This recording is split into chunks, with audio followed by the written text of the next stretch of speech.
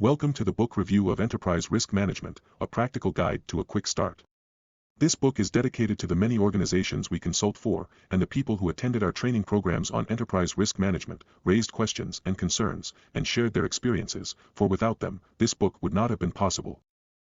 Traditional risk management has been about reacting to something having gone wrong, or going wrong, and implementing controls according to its severity, preventing it from going wrong again, and ensuring and protecting the organization from damages and liabilities, while incrementally adding on to the list of what goes wrong, but without much analysis of multiple sources and impacts from across the organization, and rarely considering the opportunities that come with risks.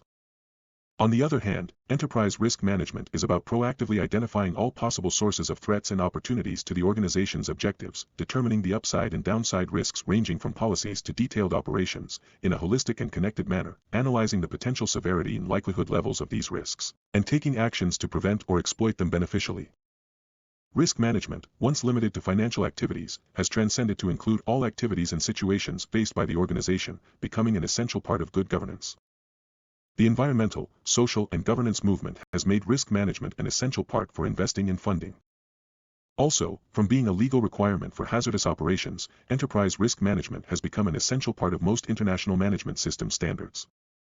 And often risk management has been implemented specifically for those standards, like quality management will include quality-related risks, environmental standards look into environment-related risks, and energy standards focus on energy-related risks. What we need is holistic risk management, and enterprise risk management offers that. It consolidates strategic planning with operations and its management systems, providing comprehensive and proactive controls. And enterprise risk management will continue to expand its usefulness in all business and societal organizations and governmental activities. This book is meant for organizations to quickly get started with enterprise risk management, organization-wide or in specific areas. Many of the ideas will also be useful to improve ongoing enterprise risk management. Though comprehensive with all the relevant information to start and run a successful enterprise risk management, it is a relatively short book of about 170 body pages. The information is crisp and straight to the point, and is meant for the busy executive or student of enterprise risk management.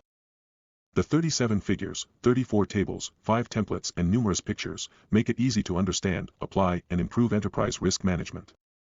The first chapter lays the foundation of what is ERM, positive and negative risks or opportunities and threats, or, later on, upside and downside risks, the 7 stages of implementing and managing ERM, with an overview of each of those stages. Within 4 pages, for diagrams and some pictures, the reader is prepared for what to expect in the rest of the book. Since risks are everywhere, we first discuss, in the second chapter, about knowing what to look for, with brief guidelines setting the direction on how to start with enterprise risk management. Then we move on to being aware of threats and opportunities, or positive and negative risks. We tie in with strategic planning's environmental analysis and identify 15 major areas of the corporate environment, with many examples to thoroughly prepare us to use enterprise risk management to help achieve the organization's strategic objectives. From the organization objectives and threat and opportunity analysis, we can now determine in what context we will view risks, or the threats and opportunities we should be concerned about. Since risk appetite will also determine our risk context, we introduce it here, to be further discussed in later stages. We study examples to ensure our understanding of risk context, and introduce the tools to do this, recording them as strategic and operational contexts. Once we have done risk context, we now determine the criteria for these contexts. While the context tells us what we should be concerned about, the criteria give us the specifics of the contexts, so that we can define them for risk management. By now we would have developed a directory of risk context and criteria. We again look at many examples of risk context and criteria, drawing the specifics for the criteria, learning that some criteria can stay at the directory level, while many others will cascade to other levels of controls in the organization. Further down the book we discuss risk criteria introduced by other stakeholders. In the meantime, throughout the book, we keep touching base with strategic planning and organization purpose and objectives. And a traceability system helps us manage this. We also introduce the risk record here that we will build on as we progress. And discuss risk criteria determined by other stakeholders, like the authorities and customers. We introduce a particular thinking skill, called preemptive thinking, that will be essential for enterprise risk management, and present an overview of competency development at different levels of the organization. Reference is made to the preemptive thinking book by the same author. Then we move on to the identification of risks, what we need to consider, how this is affected by other factors, and the methods and tools useful to identify risks. Once risks are identified, we start on the risk register that we will continue to build on throughout the book. We then do preliminary analysis where we act on the obvious positive and negative risks without further analyzing them. They need to be identified, resolved, reassessed and returned to the register at the right place. For these obvious risks, we will skip through most of the analysis stages and perform treatment. We then move on to Chapter 3 to study and analyze all operations and subsequent events, how they are triggered, their consequences and impacts, and the complex manner they operate, where we introduce the idea of different levels of severity. Using a cause and effect analogy, we walk through the potential trigger, events, and their consequences. We also introduce the more important tools and techniques to determine the consequences, as well as their characteristics. We are now able to categorize and rate the severity of each of these consequences. We also discuss whether to use a few or many categories and what are the pros and cons of it. While looking at numerous examples from different industries, we also learn how to rate them for different events and across different industries, to achieve comparable weightages for those events. We learn how to develop the categories and their ratings. We also tackle, with numerous examples, the difficult situation when there are mixed categories of severity for events. After discussing the considerations for analyzing events and their consequences, we look into the assessment of process controls to determine how much they will affect the consequence severity and its rating. And we update the risk register with all these findings, arranging them in a logical manner. Having done the events, their impacts and severity, we move on to do the likelihood of these events happening in Chapter 4, where we confront the paradox that we avoid the occurrence of negative risks, but we need data on their occurrence to estimate their likelihoods. We learn to appreciate a lack of reliable data on the probability of their occurrence, and how we can still work within these constraints to protect our organizations. We then look into the different methods of estimating the likelihood of the risk manifesting. We are now able to categorize and rate the severity of each of these consequences. We also discuss whether to use a few or many categories and what are the pros and cons of it. While looking at numerous examples from different industries, we also learn how to rate them for different events across numerous industries, to achieve comparable weightages for those events. Like risk severity, we also categorize risk likelihood, giving them rating values, with which we will then estimate the probability of occurrence of risk events. We look into the many considerations for the estimate of risk likelihood, with certainty, uncertainty, intuition and guesswork. We will then update the risk register with the likelihood ratings. So far we have studied and analyzed the situation or event, identified what could be the consequences, what positive and negative impacts they can have and what is the likelihood of their occurrence. And we have also categorized the severity of impact and likelihood of occurrence. In this Chapter 5, we evaluate each of these risks, determine its importance, compare it with other risks, and decide how urgent it is to treat the risk. First we understand what risk evaluation is about, so that we can differentiate it from risk assessment later. And introduce risk level as a product of risk severity and likelihood, with numerical values for all of them. We now have risk scores or ratings, from which we develop risk thresholds at which point we should take action. All this while, throughout our discussions, we are looking at examples in different industries for better understanding application of enterprise risk management. From risk scores we develop different classes of risk levels, and update the risk register with these numerical values. Then we introduce the risk matrix, another way of looking at risk scores, but now with color coding and risk criteria. This will allow us to trace back to the directory of risk context and criteria and to strategic planning. We can consistently use enterprise risk management to achieve our strategic goals. After exploring risk criteria in this place, we develop various risk charts that will be helpful for the operational people to classify risks and vary their risk levels according to needs. And once again, we update the risk register with the new information. We then discuss what is risk assessment, its different stages as we have done so far, and the many tools and techniques we can use to do risk assessment. And we continue expanding the risk register with the new information. By now we have attended to the obvious risks, evaluated the other risks, ranked and prioritized them according to their significance. In Chapter 6 we decide on what to do. We will have to decide on whether the rankings of risks are acceptable or do they need to be revisited. And which of those risks need treatment, and in what priority shall treatment be done. And whether it is better to invest in the controls without treatment, or invest in the treatment. And what are the treatment methods to use, and if there are alternative methods, and what will be the best choices. And how will treatment be implemented and what will be the best strategies.